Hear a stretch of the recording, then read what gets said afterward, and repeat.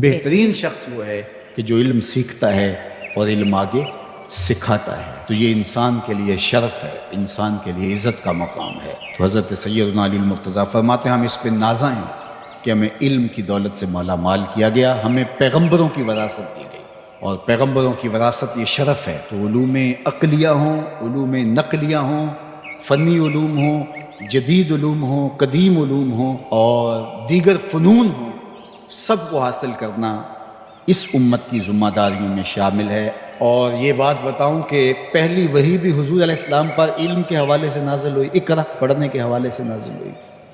اور جب قبر میں حضور نے احد کے شہیدوں کو اتارا تو 70 شہید تھے. تو آقا کریم علیہ السلام کو عرض کیا گیا کہ حضور قبریں تیار ہیں، تو حضور ان کو لحد میں اتارنے لگے. لیکن حضور جب لحد میں اتارتے تو جس کے سینے میں قرآن کی زیادہ آیتیں ہوتی اس کو حضور آگے دفن کرتے.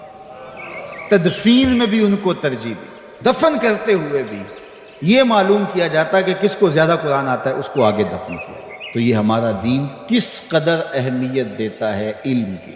تو اس لیے ہمیں علم کو حاصل کرنا چاہیے، علم کی آماج گاہوں کے ساتھ ہمیں جڑنا چاہیے، اور علم کے فروغ کے لیے اپنا مؤثر کردار ادا کرنا چاہیے. علم ہی نور ہے، علم ہی روشنی ہے، علم ہی جمال ہے، علم ہی زندگی ہے، علم ہی حیات ہے. علم کے دم سے بزم عالم میں چراغاں ہے، علم نہیں ہے تو کچھ بھی نہیں ہے. اس لیے ہمیں حصول علم کے لیے اپنی زندگی لگا دینی چاہیے. شیخ سعدی فرماتے ہیں کہ علم کے لیے اپنے آپ کو یوں پگھلا دو جس طرح شمع پگھلتی ہے، قطرہ قطرہ پگھل جاتی ہے. تو اس طرح اپنے وجود کو علم کے لیے پگھلا دو کہ بے علم نتواں خدا را شناخت، کہ بے علم خدا کو نہیں پہچان سکتا.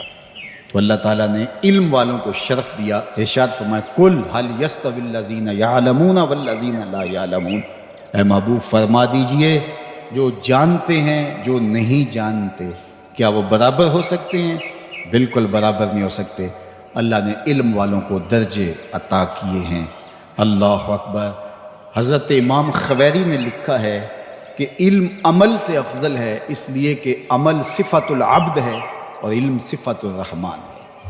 یہ اللہ کی صفت ہے، اس لیے اللہ تعالیٰ جل شانہ علم کی قدردانی کرتا ہے، اور لوگوں کو علم کی قدردانی کا درس دیا گیا اور سبق دیا گیا.